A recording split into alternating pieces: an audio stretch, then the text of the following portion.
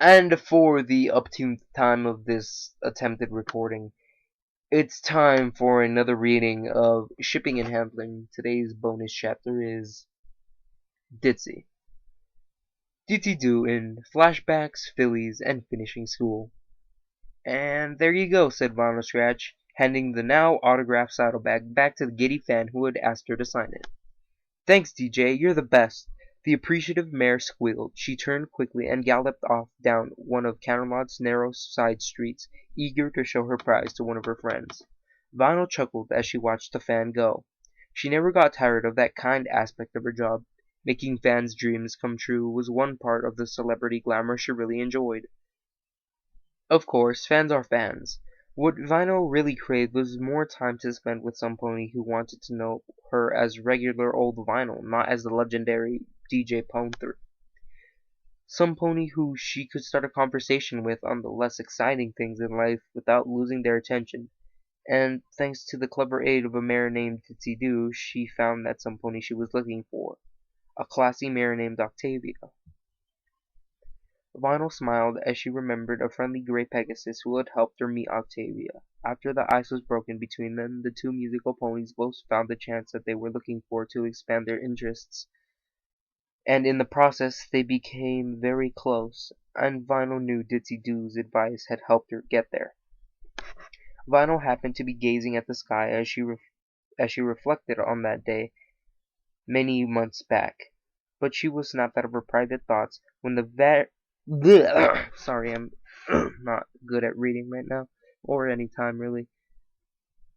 Out of her private thoughts when the very Pegasus she had been thinking about fluttered through the sky above her. Hey, Ditzy Doo, Vinyl called. Ditzy stopped in midair, glancing down upon the streets of Camelot for the source of the voice. After a moment she spotted the familiar unicorn and swooped down. Oh, hello, Vinyl, greeted Ditzy, Ditzy greeted warmly. I haven't seen you in a long time. Are you and Octavia still together? We are, Vinyl answered. This whole thing between Octavia worked out much better than I would have thought it would. I'm meeting up with her in about half an hour. She wants to take me to some museum. That's great, Ditzy replied with a grin. I'll let my boss know. He's always happy to hear one of our clients' relationships survived into the long term. Savannah nodded. So, are you on assignment right now? She asked. I'm on my way back from one actually, Ditzy replied. It was a pretty simple job, though. My boss probably wouldn't be expecting me back anytime soon. Vinyl grinned. Wanna hang out for a bit and chat? I have some time to kill before I'm supposed to meet up with Octavia anyways. Ditzy shrugged. Well, I don't see why not. Vinyl led Ditzy back to the club, which, as usual, was closed in the middle of the morning. The unicorn seated herself in one of the tables, motioning for Ditzy to take the seat across from her. So, how have things been going for you? Vinyl asked. Actually, things have been going really well lately, Ditzy admitted. A lot of things have happened since the last time I spoke with you, but to summarize it all, the meanest worker in our company got fired. My daughter just started attending Celestia's Academy for Gifted Unicorns, and I even got a quote friend of my own. Wow, Vinyl laughed. Aren't you lucky? Everything's going your way. She magically lifted off her shades, casually cleaning them with a napkin. Of course, you deserve all the great stuff. You spend every day flying around making ponies' fantasies come true. There's a lot of ponies really indebted to you, me included. Ditzy blushed a little. Oh, come on, Vinyl. It's not that big of a deal. Vinyl insisted that Ditzy share a few tales of her own recent adventures, and the Pegasus was happy to recount some of the adventures of the past few months. The hour wore on quickly. And soon it was nearly time for Octavia to arrive. Well, said Ditzy, standing up from the table, I suppose I should be going. Hang on, Vinyl said. There's one more thing I've been meaning to ask you. It's really minor, but it's been bugging me ever since the day you took the assignment. Ditzy's eyebrows rose and waited for Vinyl to continue. Do you remember when you were teaching me how to behave like a proper Mary? The unicorn questioned. Ditzy nodded. Well, while you were doing that, you kept telling me you learned it all from your short time in finishing school. Then you mentioned something about escaping from finishing school, but you didn't have any time to elaborate on that. Vinyl glanced at the clock. So if you have another 10 minutes to kill, you think you could satisfy my curiosity and tell me about that? Sounds epic. Ditzy began to giggle. Oh gosh, Vinyl, I haven't told any pony that story in ages. Do you really want to know? Vinyl nodded eagerly. Well, alright, Ditzy said in a shrug. Let's see. It was quite a long time ago. Date. Year of Luna's banishment, 972. Location. The Prim and Proper's finishing school for fillies. Gray. Gray everywhere. The sound of gray. The sky was gray, and the big foreboding building looming at the top of the hill was gray as well.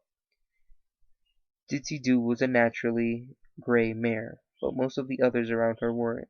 Yet the gloomy hue of the surrounding landscape seemed to suck the color right out of them. Fillies she had met earlier in the day, who she knew to be bright blues and greens and pinks, appeared all dull now. Ditzy glanced at her own blonde mane. She knew it was a bright, playful color in reality, but here, surrounded by so much blandness, it seemed washed out. The carriage bounced and jostled as it pulled up to the rocky dirt road. The crowd of 20-odd fillies seated inside did their best to stay in their seats despite the rough ride. There was an uneasy silence spread throughout the group. No pony knew just what to expect, but it was becoming increasingly obvious that the experience that they would soon share would not be a pleasant one. The Roombas stopped, and the carriage door opened, revealing the carriage driver, who waited to guide his passengers up the walkway. In single file, the fillies exited the carriage and began to march up the huge front doors of the establishment in front of them. The only sound was the rhythmic hoof steps and a few hushed whispers carrying dreadful rumors about the horrors that lay beyond the looming gate. 22, 23, the carriage driver mumbled under his breath. Good, they're all here. That means I can get out of this place. The fillies watched as he galloped back to the carriage and took off down the road as quickly as he could, leaving them standing awkwardly in front of the fortress-like structure on the barren moor. Silence reigned for a few minutes. A gentle breeze blew across the plain. So when do you think they'll... Ditzy began. Shh! The filly in front of her cut her off. Don't talk. We'll get in trouble. Ditzy blinked. She stared up at the huge door in front of her, wondering who exactly it was that she would be in trouble with. Suddenly, the huge door swung open, revealing the interior, which was almost as gray as the stone exterior. It did contain a few carpets and tacky wall decorations in a different color. It was one that Ditzy would eventually come to despise during her time here, a dull, pale pink. Greetings, students, came a pair of lightly accented female voices. The filly's eyes, which had been roving the room now, came to rest on the speakers, a pair of mares so bland that they had initially escaped notice entirely by blending into the room. Welcome all of you to our lovely finishing school, the mare on the left said. My name is Prim, and this is my sister Proper. We are your headmistresses. Proper nodded in agreement. Ditzy, and for the matter most of the fillies, surveyed Prim and Proper with apprehension. The two of them matched the atmosphere of the school eerily well. They were earth ponies, and identical at that. Both were gray coats and equally gray manes tied with tight buns and a small hair bands, which coincidentally were the same pale pink as the carpets. Even their eyes were dull and gray. Both wore small, probably useless pair of glasses. The only physical difference between the two mares was their cutie marks. Prim's was a frilly doily, while Proper's was a delicately folded napkin. As many of you are aware, the headmistress Proper began, you have all been sent here to be taught the highest degree of culture and sophistication. Some of you are naturally inclined to such mannerisms and simply need further guidance. The mare strode forward, a hint of distaste in her expression. Others, she continued, are hopeless, ragamuffins who need to be strictly instructed so that they may put all their attention in order. Proper singled out Ditzy, motioning her to step forward. The filly gulped. and slowly approached the headmistress. "Here is an example," Proper said loudly. "Just look at this filly. No self-respecting young mare would be caught dead with her mane in such a disheveled state." "Hey, I like the way my mane looks," Ditzy piped up defensively. There were several small gasps from the rest of the collected fillies. Proper's nose scrunched up. "Prim," she asked, "what is this filly's name?" Prim scanned her clipboard. "That's Ditzy Doo, Proper." "Well, Miss Ditzy," Proper said harshly, "thank you for proving my point. A filly should not speak out of line. Remaining quiet unless spoken to is an important habit for young ponies to develop." She turned away, back to the crowd. "Don't worry," she continued. "By the end of the summer, even the most unruly among you will act like a cultured young filly should, whether you like it or not." The huge doors slammed shut of their own accord, as if to emphasize the mistress's last statement. "Each of you should have received a room assignment before your arrival," Prim said. "The dormitories are located down the hall to your left. Classes begin tomorrow morning at 7 o'clock. Lateness will not be tolerated. Now, you are excused to your rooms for this evening." Prim and Proper turned in unison and trotted up a large central staircase leading to the upper levels of the finishing school. Silently, the fillies dispersed and proceeded to their dormitories. Ditzy walked as quietly as she could down the long gray hallway until at last she reached the room that she had been told to report to. A single plaque hung near the top, displaying the number 27. She pushed the door open and stepped cautiously inside. The room was every bit as bland as she had expected it to be. There were no windows, just a pair of small plain beds and a single ancient-looking wooden desk. There was also a small throw rug, not wide enough to cover the floor, lying haphazardly in the center of the room. It was the same shade of ghastly pale pink that Ditzy was already becoming sick of. The door creaked, and the sound of quiet hoofsteps sounded behind her. "Oh, are you my roommate?"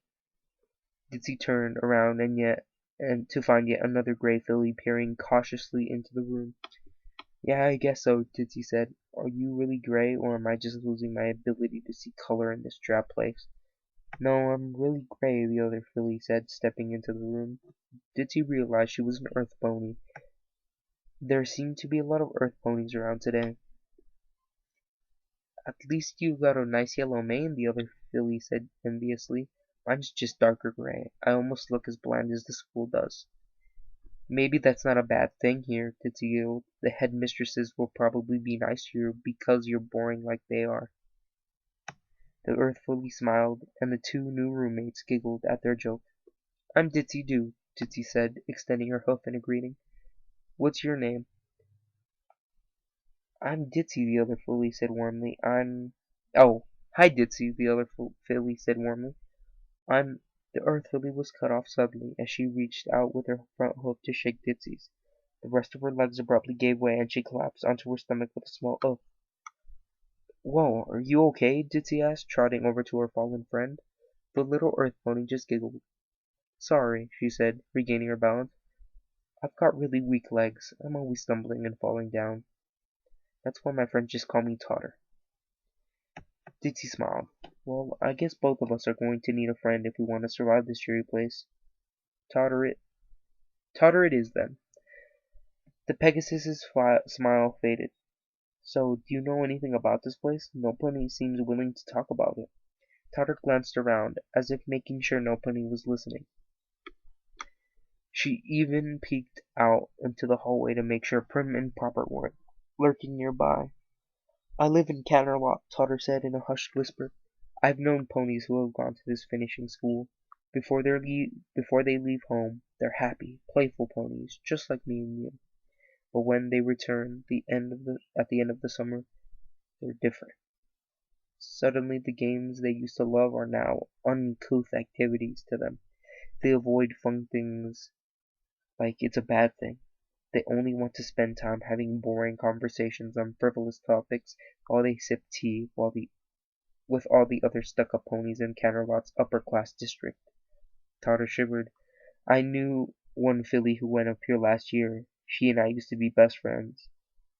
But after that last summer, all she ever does is chide me for being immature, and try to correct my manners every chance she gets. Before she left, she didn't give two bits about manners. Ditzy gulped. So you're saying this place, it brainwashes you? Totter exclaimed. No pony leaves here. The same pony they were when they came in. It's like a factory for turning friendly fillies into cold socialite snobs. What? Ditzy stammered. But there must be something we can do.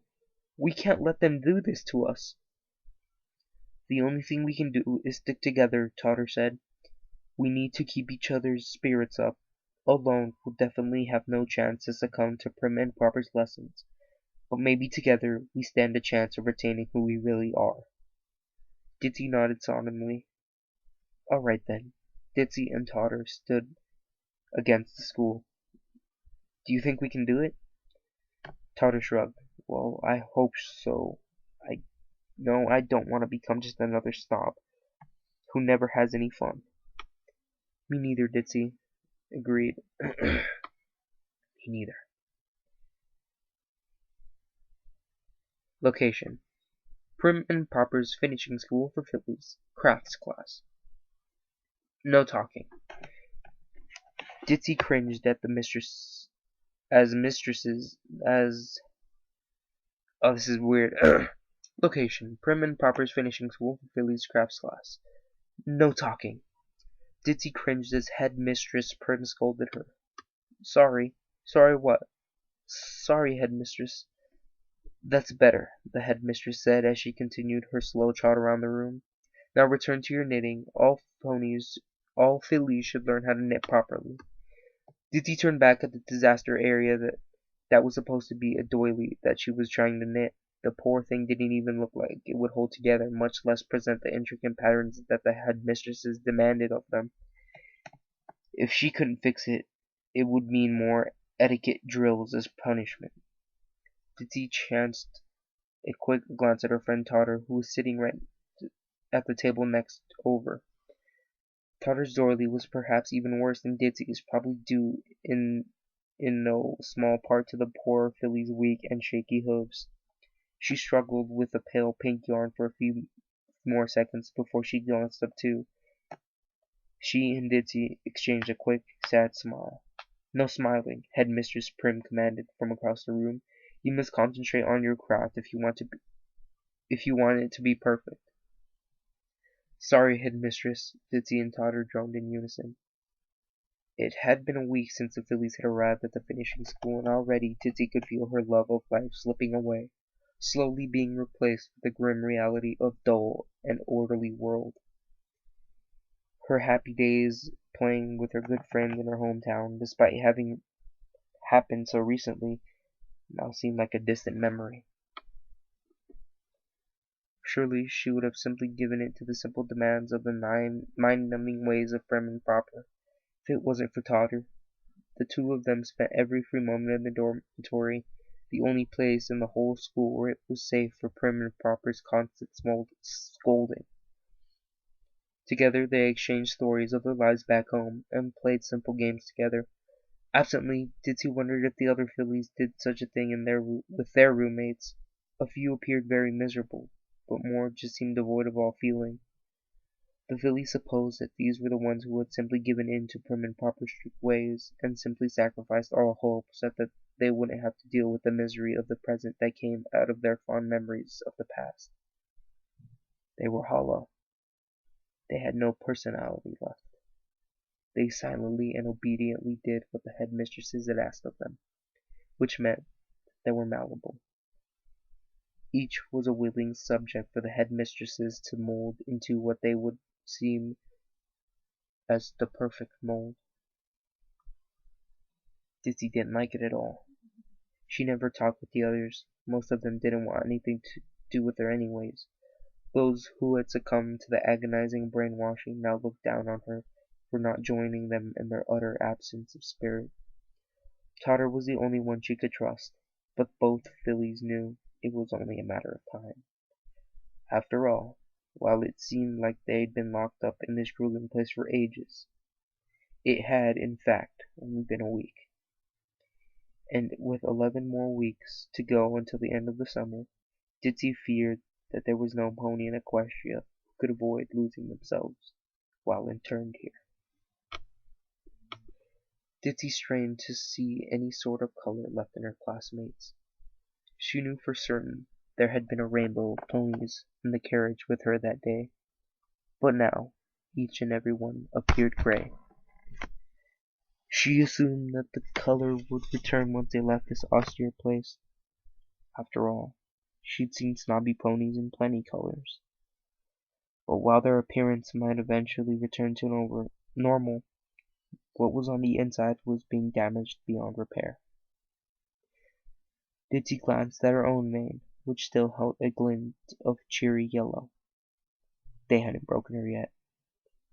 But everything around her existed only in grayscale, except for items colored in that awful, washed-out pink. Ditzy thought about the various classes, trying to decide if she could remotely enjoy any of them.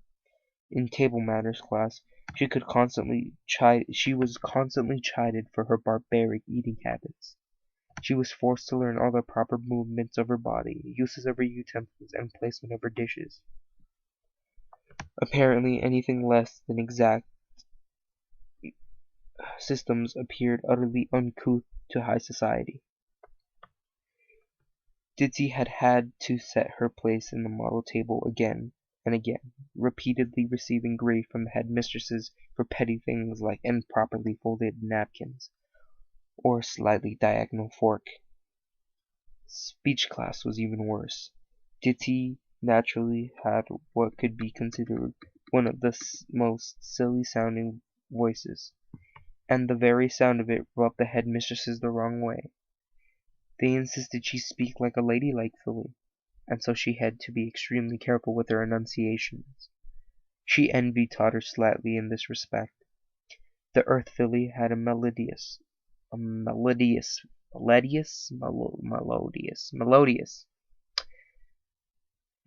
voice, and she barely had to do anything beyond simply speak normal to impress, prim and proper. Crafts class, where she sat now, was perhaps one of the least terrible, but it was still mind-numbingly boring. This was Headmistress Prim's area of expertise. Ditzy had come to realize that Prim specialized in teaching the action fillies were apparently expected to perform, such as proper grooming, cooking, and of course needlework. Headmistress Proper, on the other hand, specialized in etiquette. She worked to make sure that her students behaved like a ladylike filly should. Of course, that didn't mean one of them could get away with poor etiquette just because Proper wasn't around. Ditzy, do, Prim warned harshly. Stop daydreaming and fix that doily, or you'll be making 3 more for homework. Yes, Headmistress. Location: Prim and Proper's finishing school for fillies. Room 27. I can't take it any more, Ditzy screamed as loudly as she dared without alerting the headmistresses. I know, Totter moaned, collapsing onto the starched seats of her bed. It's been 2 weeks. We're only 1/6 of the way there.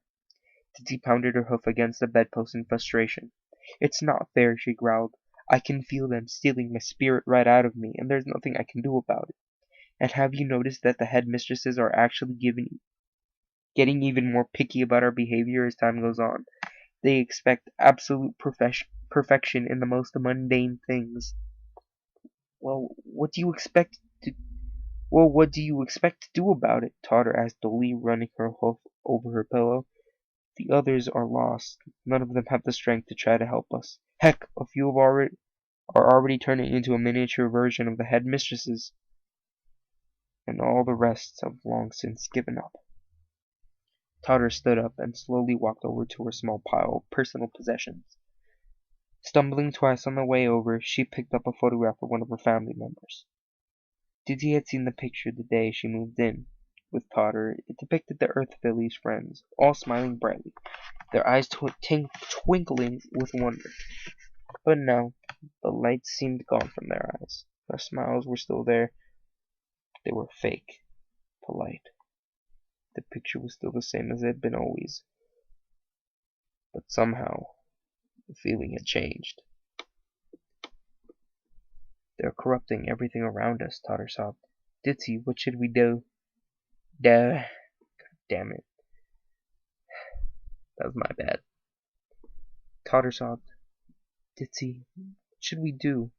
What can we do? An insane idea crossed Ditzy's mind, and she clung to it for all it was worth. After all, after the assault of order bludgeoning for the last 2 weeks, trying to force her very thoughts to conform, insane ideas were few and far between. I know what we can do. We can escape. Totter's eyes went wide. Are you crazy? Have you seen this place? There aren't even any exits besides those huge front doors, and that one little hatch that leads out into the backyard, which is enclosed anyways. Both of those exits are guarded by some kind of security measures, so I've heard. Not to mention that as soon as we leave the dormitories outside of class hours, we risk being spotted by prim and proper, and getting punished with even more menial chores. What difference will a few more chores make? Ditzy asked. We already spend most of our time in these stupid classes anyways. Sure, if we fail, we'll have to work a little more, and I'm sure they'll increase the security after the attempt. But what if we succeed? We could make it out of this place before they even turn us into 2 more hollow shells. Totter looked unsure. Think about it this way, Totter, Ditzy continued. What have we got to lose? Totter blinked. Absolutely nothing, she stammered, realizing the truth in Ditzy's words. You're right. We have to try. It's our last chance. That's the spirit, Ditzy giggled, turning a loop in midair. We have to strike quickly and unexpectedly. We could try to do some spying and try to find out more about security. But if we get noticed, they'll be constantly watching us. Our best chance to escape is to just go as quickly and carefully as we can. Then when should we do it? Tomorrow, after class. Make sure your things are packed. The 2 of us are breaking out of this horrible place. Location: Prim and Proper's finishing school for Philly's main hallway. Ditzy stopped, breathing quickly as she peered around the corner.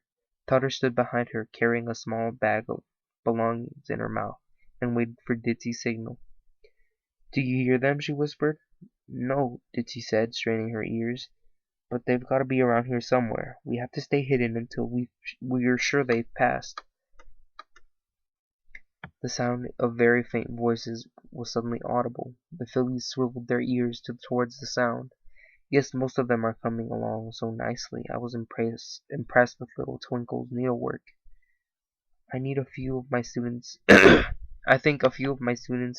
may be ready for more complex designs. Oh yes, sister.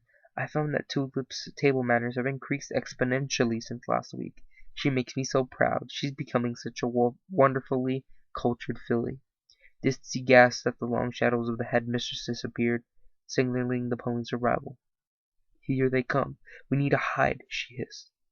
She scrambled onto the nearby closet. Totter tried to follow, but just as she arrived, she lost her balance, careening toward her Pegasus friend and sending the 2 of them knocking into a stack of rooms which toppled over. What was that? Came one of the headmistress's voices. Is one of the fillies in the halls? Let's go see. If we find some pony out in this hour, it's extra doilies for a week, and no more crumpets at tea time. Ditzy shut the door to the closet. Hide, she mocked her clumsy friend. She scrambled into a cardboard box filled with brim with more pink doilies, and buried herself in them as deeply as she could. Totter hid behind a large stack of moldy books and draped a big stuffed overcoat over herself. There was a silence over a few moments, and then the closet door opened. Prim and Proper peered inside, scanning for any signs of the intruder. The closet appeared to be a bit of disarray, but there were no signs of life. I think a broom simply fell over, Prim said. Nothing to be alarmed about. For a moment, I thought it might be that little filly Ditzy do, trying to stir up more trouble. Don't worry about her, Prim, Proper said calmly. You know we're making progress. She has a lot of spunk, but soon we'll manage to get her to act more ladylike. I suppose you're right, Prim said, shutting the door. The fillies sat perfectly still as they listened to the sound of the retreating hoofsteps. Ditzy scrambled out of the box and quietly told Totter that the coast was clear.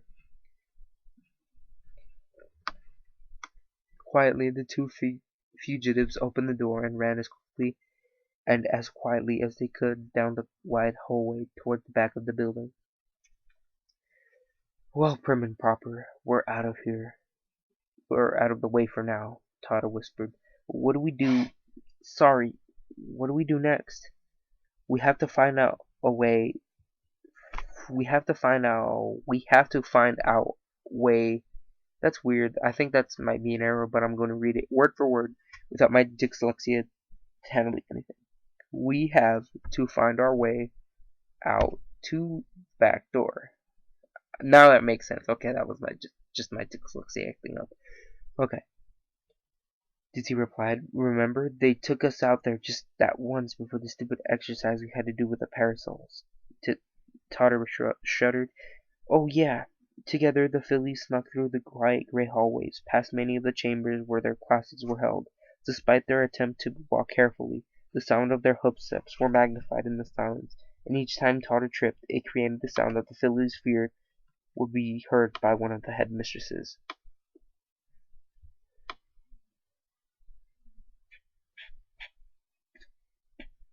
I messed up the page, I'm sorry.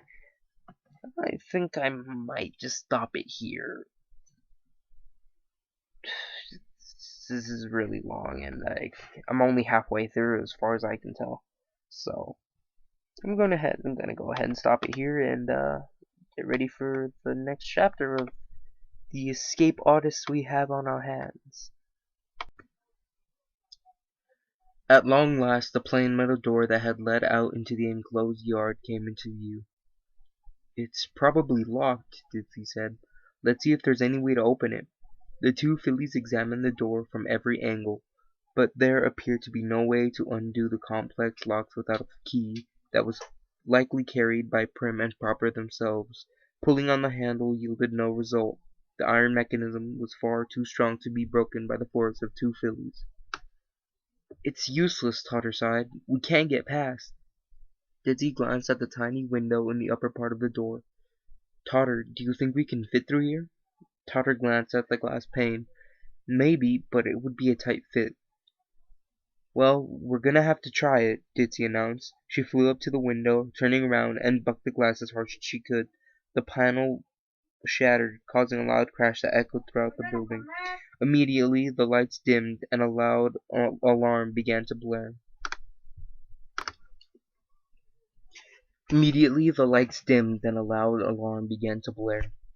Great, Totter groaned. The escape alarm is active. We're caught now. No, we're not, Ditzy insisted. Not yet. Hovering near the ground, she put her forelimbs under Totter and slowly lifted the filly off the ground. With a mighty heave, she shoved her friend through the small hole. Totter went halfway through, but before coming to a jerking halt, her rear still dangling in the window frame. Ditzy backed up and flew forward as quickly as possible, crashing into Totter's butt and sending the both of them careening out of the window and onto the dirt, into the backyard. You okay, Ditzy asked. Sorry, that was the only way. I'm fine, said Totter, standing up shakily. Do you think you can carry me up over the fence? Ditzy had nearly strained her wings trying to lift her friend through the window, but she had to try. Lifting Totter up again, she began flapping furiously to ascend over the fence. She had nearly reached the required height when she suddenly stopped by an invisible obstacle. A ripple permeated the air where her nose had touched the unseen blockade. A force field, Totter cried. Dang it, those things are the latest in unicorn technology. I didn't think the school would actually be able to afford one, though. How do we get past it? Ditzy asked, lowering her friend to the ground. We don't, Totter deadpanned. That is, unless you can find a way to shut it off in the next 30 seconds before Prim and Proper get here and capture us. Ditzy glanced at the decrepit old shed in the center in the corner of the yard. She yanked open the door, and sure enough, the mechanism that generated the force field chugged away inside.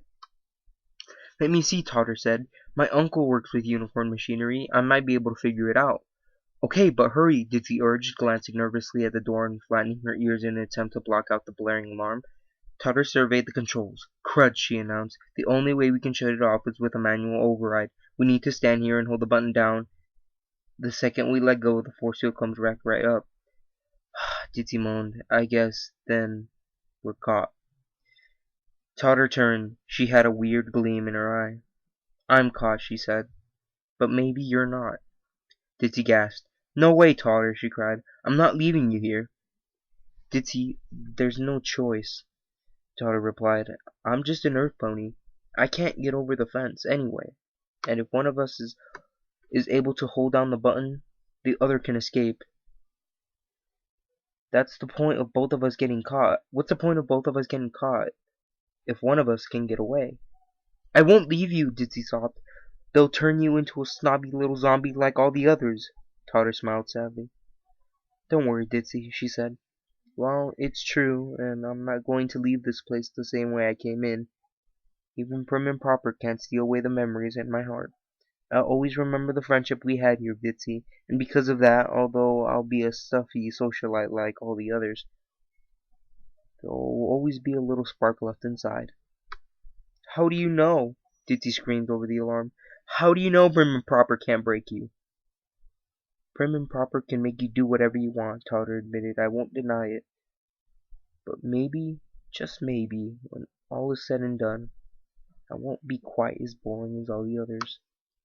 "But Totter—" "Just go!" Totter pleaded, slamming her hoof on the button. "They'll be here any second. Please, Ditzy." Ditzy hesitated, staring into her friend's eyes for an instant longer, and then she turned and ran out of the shed, launching up past the gate and into the cloudy sky. Behind her she heard the metal door slam open, and the sounds of the headmistresses yelling angrily. She couldn't look back. She had to put as much distance between herself and this horrible place as quickly as possible. A single tear escaped her eye as she thought of her friend's inescapable fate. She had to keep going. To disappear into the summer was over. Totter wanted her to. "I won't ever forget you, Totter," she cried. To the open sky she flew. "Please try to remember me." Ditzy finished her story. Vinyl Scratch removed her shades so that the Pegasus could see her shocked expression. "Well, crud," the unicorn said finally. "That was a more epic story than I thought it would be." "Yeah," said Ditzy, smiling sadly at the memories. "I never did see Totter again. I'm sure Prim and Proper dealt the maximum punishment to her.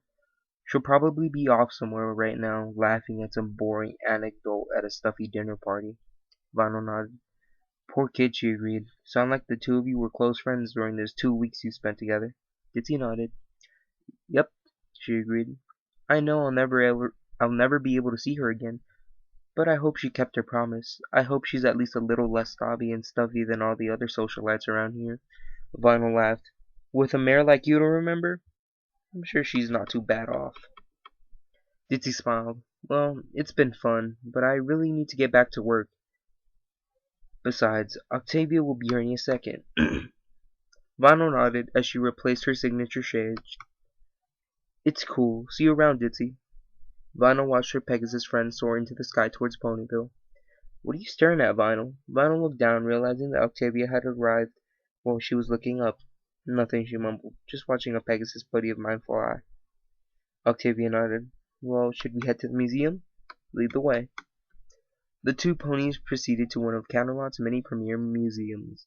It was a grand building, situated on the top of a long marble staircase.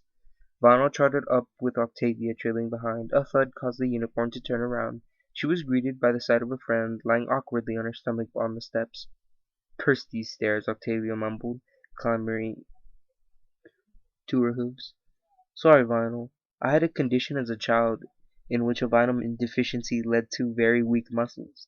It has since been corrected, of course, but I still experience moments of weakness now and again. It's not nearly as bad as it used to be, though." She chuckled to herself. Come to think of it, I was stumbling about so much as a filly my friends actually nicknamed me Totter. Silly, wouldn't you say, Vinyl?"